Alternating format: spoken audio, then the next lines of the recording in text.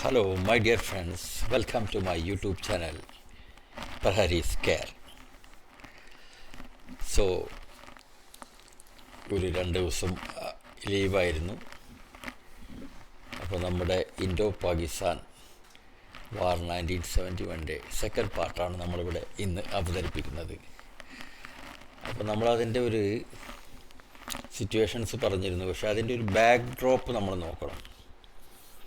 അതായത് after independence, partition of India, western Pakistan, eastern Pakistan. അപ്പോൾ eastern പാകിസ്ഥാൻ്റെ കൾച്ചറും വെസ്റ്റേൺ പാകിസ്ഥാൻ്റെ കൾച്ചറും എൻറ്റയർലി ഡിഫറെൻറ്റ്.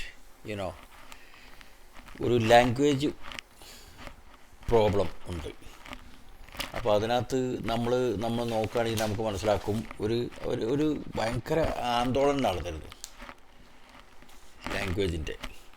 1950-ൽ അതൊക്കെ ഒരു വലിയൊരു പ്രശ്നങ്ങളായിരുന്നു. ഇവർ ബംഗാളി കൾച്ചർ മാറാൻ തയ്യാറല്ല, എന്നാൽ വെസ്റ്റ് പാകിസ്ഥാൻ അവരുടെ ഉറുദു കൾച്ചർ, അതായത് പഞ്ചാബീസ്, പഠാൻ, ആ കൾച്ചർ ഇവരുടെ മുകളിൽ, അതായത് ബംഗാളീസ് ഓഫ് ഈസ്റ്റ് പാകിസ്ഥാൻ മുകളിൽ അത് അടിച്ചേൽപ്പിക്കുന്ന ഒരു സിറ്റുവേഷൻ ഉണ്ടായിരുന്നു. അന്നാണെങ്കിൽ മോസ്റ്റ് സെക്കുലർ ടൈപ്പായിരുന്നു ബംഗ്ലാദേശ്. ഒരുപാട് ഹിന്ദുക്കളൊക്കെ ഉണ്ടായിരുന്നു, ബുദ്ധിസ്റ്റ് ഉണ്ടായിരുന്നു. അപ്പോൾ അങ്ങനെ ഒരു സിറ്റുവേഷനിൽ ഇവരുടെ പഞ്ചാബി കൾച്ചറുമായിട്ട് അവർ ഒരിക്കലും ചേർന്ന് പോയില്ല. അതാണ് അതിൻ്റെ മെയിൻ ഒരു ഇഷ്യൂ എന്ന് പറഞ്ഞാൽ. പിന്നെ പവർ ഹംഗ്രി ആയിട്ടുള്ള ഒരുപാട് ആളുകൾ ഇരുഭാഗത്തുണ്ടായിരുന്നു. അതിനിടയ്ക്ക് ഒരു 300 ബീഹാറീസിനെ മാസക്കർ ചെയ്യുകയുണ്ടായി ബംഗ്ലാദേശ് ലിബറേഷൻ ടീം. അത് ഇവർക്കൊരു കൺവീനിയൻ്റ് ആയിട്ട് എടുത്തിട്ട് പട്ടാള ഭരണം കൊണ്ടുവരികയാണ് പാകിസ്ഥാനിൽ. അങ്ങനെ യാക്കൂബ് ഖാൻ എന്ന പ്രസിഡൻറ്റ് യാഹ്യ ഖാൻ, ജനറൽ യാഹ്യ ഖാനോട് പട്ടാള ഭരണം ഏർപ്പെടുത്താൻ പറയുകയാണ് ഉണ്ടായത്. കാരണം ഒരുപാട് പ്രശ്നങ്ങൾ ഈസ്റ്റ് പാകിസ്ഥാനിൽ നടന്നിരുന്നു. സ്ട്രൈക്കും ഒരുപാട് കൊള്ളയും ഒക്കെ നടന്നിരുന്ന സമയത്തിൽ അടിച്ചമർത്തം ചെയ്യാൻ വേണ്ടിയിട്ട് ജനറൽ യാഹ്യ ഖാനെ കൊണ്ടുവരികയാണ് പട്ടാള ഭരണം. പക്ഷേ ആ പട്ടാള ഭരണത്തിൻ്റെ കീഴിൽ ഒരുപാട് ആട്രോസിറ്റീസ് അവിടെ നടക്കുകയാണ്. അങ്ങനെയാണ് ഒരു പർട്ടിക്കുലർ ഒരു സ്ഥലത്ത് വന്നിട്ട് ഇനി ഇലക്ഷൻ നടത്തുകയല്ലാതെ വേറെ മാർഗങ്ങളില്ല എന്ന് തീരുമാനിക്കുന്നത്. അങ്ങനെ 1969-ൽ ജനറൽ ഇലക്ഷൻസ് പാകിസ്ഥാനിൽ, ഇൻക്ലൂഡിങ് ഈസ്റ്റ് പാകിസ്ഥാൻ, ഡിക്ലെയറായി. അവിടെ നിന്നാണ് ഇതിൻ്റെ ഒരു ശരിയായ ട്വിസ്റ്റ് വരുന്നത്. അത് നമുക്ക് നോക്കാം എങ്ങനെയാണെന്ന്. 69-ൽ ഡിക്ലെയർ ചെയ്ത് 1970-ലായിരുന്നു general election. The 1970 Pakistani general election resulted in Awami League gaining 167 out of 169 seats in the East Pakistan. Awami ലീഗിൻ്റെ ലീഡർ എന്ന് പറഞ്ഞാൽ ബംഗോബന്ധു എന്നൊക്കെ വിളിച്ചിരുന്ന നമ്മുടെ ഷെയ്ഖ് മുജീബുർ റഹ്മാനാണ്. ഇപ്പോൾ നമ്മുടെ കഴിഞ്ഞ അദ്ദേഹത്തിൻ്റെ വൈഫായിരുന്നല്ലോ അവിടെ ഷെയ്ഖ് ഹസീന പ്രധാനമന്ത്രി. ഇപ്പോൾ ഇന്ത്യയിൽ അഭയം തേടിയിരിക്കുകയാണ് അവർ. സിറ്റുവേഷനൊക്കെ മാറി മറിഞ്ഞു. അപ്പോൾ ഈ ഷെയ്ഖ് മുജീബുർ റഹ്മാൻ്റെ പാർട്ടി മൃഗീയ ഭൂരിപക്ഷത്തോടുകൂടി വന്നു. അവരൊരു 6 പോയിൻ്റ് ഫോർമുല വെച്ചു. 6 പോയിൻ്റ് ഫോർമുല എന്ന് പറഞ്ഞാൽ അതൊരിക്കലും വെസ്റ്റ് പാകിസ്ഥാന്, പഞ്ചാബീസിന് അംഗീകരിക്കാൻ പറ്റാത്ത ഒരു സംഭവമായിരുന്നു ഈ 6 പോയിൻ്റ് ഫോർമുല എന്ന് പറഞ്ഞത്.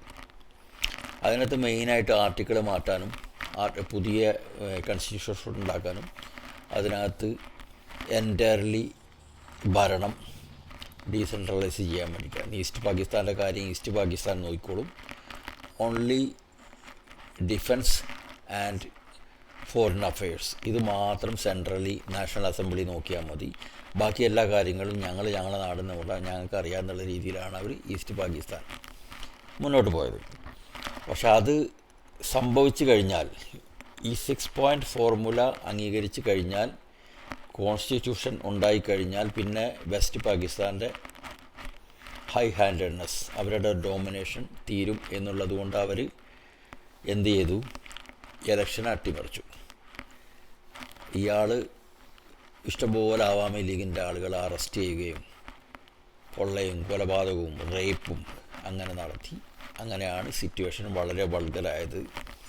And ultimately India took over the control. അപ്പോൾ ഇവരുടെ ഒരു ഗറില്ല ഫോഴ്സ് മുക്തി വാഹിനി ഉണ്ടായിരുന്നു. മുക്തി വാഹിനിയിൽ ഇൻക്ലൂഡിങ് BSF, നമ്മുടെ ആർമി, BSF, പിന്നെ ഒരുപാട് സിവിലിയൻ ഫോഴ്സസ്, ഇതെല്ലാം ഇൻക്ലൂഡ് ചെയ്തിട്ട് നമ്മൾ പല ഭാഗത്തു നിന്നായിട്ട് ഇവരെ പൂട്ടുകയുണ്ടായത്, പാകിസ്ഥാൻ ആർമിയെ. സോ പാകിസ്ഥാൻ ആർമി അൺഎക്സ്പെക്റ്റഡായിട്ട് നമ്മളെ രാജസ്ഥാൻ സൈഡ്, പഞ്ചാബ് സൈഡെല്ലാം അവർ ആക്രമിച്ചു. ദി ഗ്രേറ്റ് ബാറ്റിൽ ഓഫ് ലോങ്ങേവാല നടന്നു.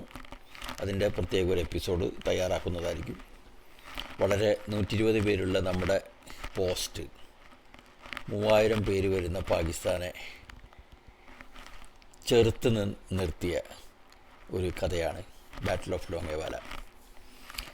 അപ്പോൾ അതിൻ്റെയൊക്കെ ഒരുപാട് കാര്യങ്ങൾ സംസാരിക്കാനുണ്ട്.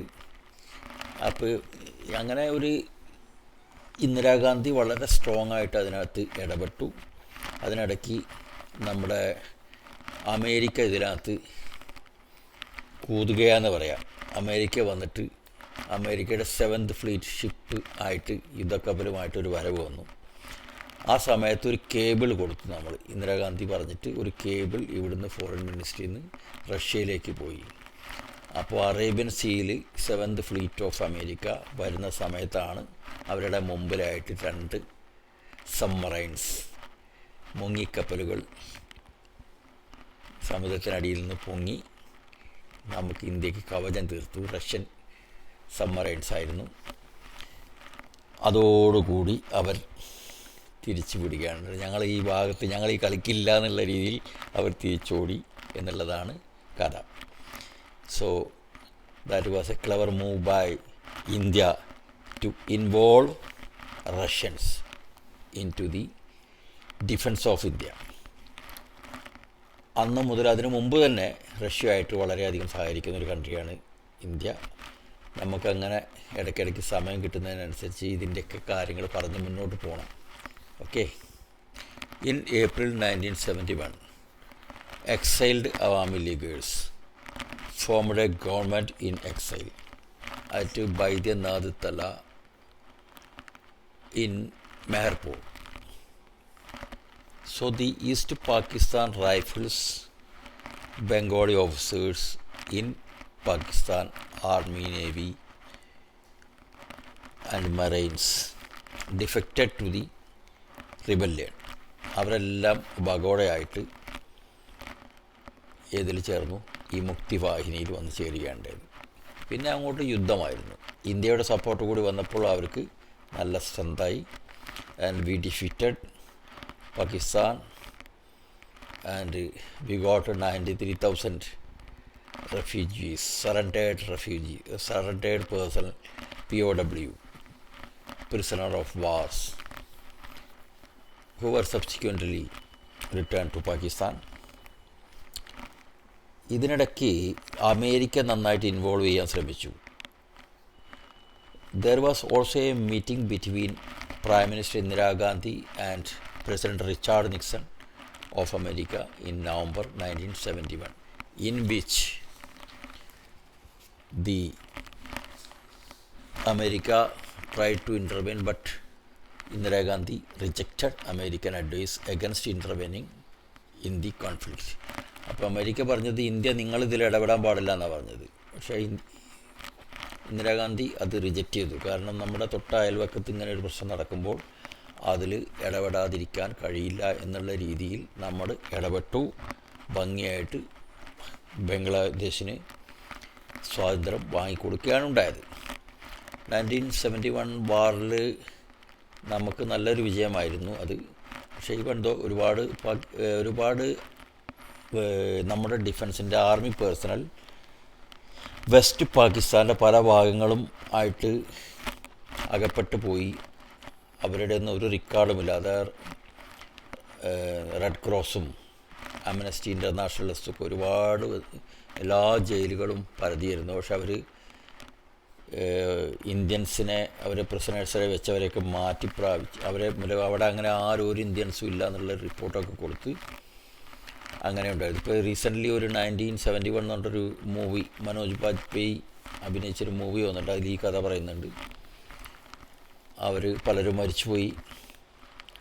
അവർ എന്താ പറയുന്നത്, ഗുംനാമായിട്ട് പോയി. അവരാരും തിരിച്ചറിയാതെ, അവരെ വീട്ടുകാരെ പോലും ആരും അറിയില്ല, ആരാ ഇവിടെ എന്താ ഒന്നും അറിയില്ല. അവർ മരിച്ചോ ജീവിച്ചോ ഒന്നും അറിയാത്ത കുറേ ആളുകൾ, ഒന്നും അറിയാത്ത പാവം പട്ടാളക്കാർ. അവരുടെയൊക്കെ കഥകൾ ഇങ്ങനെ നമ്മൾ കേൾക്കുമ്പോൾ വളരെ വ്യസന സമേതമാണ് നമുക്കത് വരുന്നത്. മിലിറ്ററിക്കാരനായിട്ട് ജീവിക്കുക എന്ന് പറഞ്ഞാൽ ലിറ്റിൽ ബിറ്റ് ലക്ക് ഓൾസോ ചെയ്യും. ലക്കുണ്ടെങ്കിൽ മാത്രമേ നമുക്ക് നല്ല രീതിയിലൊക്കെ മുന്നോട്ട് പോകും. അല്ലെങ്കിൽ ചെറിയൊരു പ്രശ്നം നടക്കുമ്പോഴേക്ക് നമ്മുടെ എപ്പോൾ വേണമെങ്കിലും ജീവൻ ബലിയർപ്പിക്കാൻ തയ്യാറായിട്ട് നടക്കുന്ന പട്ടാളക്കാരുടെ ജീവിതം ഒരു തുലാസിൽ തന്നെയാണ് എന്ന് പറയാം. ഇതിൻ്റെ ഒരു കൺക്ലൂഡിങ് എപ്പിസോഡ് കൂടെ ചെയ്യണം. 1971 അത് കഴിഞ്ഞിട്ടുള്ള എങ്ങനെയൊക്കെയായിരുന്നു, എവിടെയൊക്കെ എന്തൊക്കെയായിരുന്നു. നമ്മൾ ഇത്രയും സഹായിച്ചൊരു കൺട്രി വേറെയില്ല ബംഗ്ലാദേശിനെ പോലെ. പക്ഷേ ബംഗ്ലാദേശ് ഇന്ന് നമ്മുടെ ഒരു ശത്രു രാജ്യത്തെ പോലെയാണ്. ഈവൻ ക്രിക്കറ്റ് ഡിപ്ലോമസികളിരുന്നാണ് നമ്മളൊരു പ്ലെയറെ മാറ്റിയപ്പോഴത്തേക്ക് ഇത്രയും ഹിന്ദുക്കളെ അവർ അവിടെ ഹറാസ് ചെയ്തുകൊണ്ടിരിക്കുകയാണ്, വധിച്ചുകൊണ്ടിരിക്കുകയാണ്, ഹിന്ദു സ്ത്രീകളെ റേപ്പ് ചെയ്തുകൊണ്ടിരിക്കുകയാണ്. അതിൽ ഒരു പ്ലെയറെ മാറ്റിയപ്പോഴത്തേക്കിന് അവർ ഒരുപാട് പ്രശ്നങ്ങൾ ഉണ്ടാക്കി അവിടെ. അപ്പോൾ ഇതൊക്കെ ചെറിയ കൺട്രിയാണ്. അവരൊന്നും പ്രശ്നം ഉണ്ടാക്കിയാൽ നമുക്കതൊരു വിഷയമേ അല്ല. എന്ന് വരെ നമ്മൾ ആണവശക്തിയാണോ ലോകത്തിലെ ഒരു ശക്തിയും നമ്മളെ ഒന്നും ചെയ്യാൻ ധൈര്യപ്പെടുകയില്ല. അങ്ങനെ ആരെങ്കിലും ശ്രമിക്കുകയാണെങ്കിൽ അത് അവർ ചെയ്യുന്ന ഏറ്റവും വലിയ മണ്ടത്തരം ആയിരിക്കും.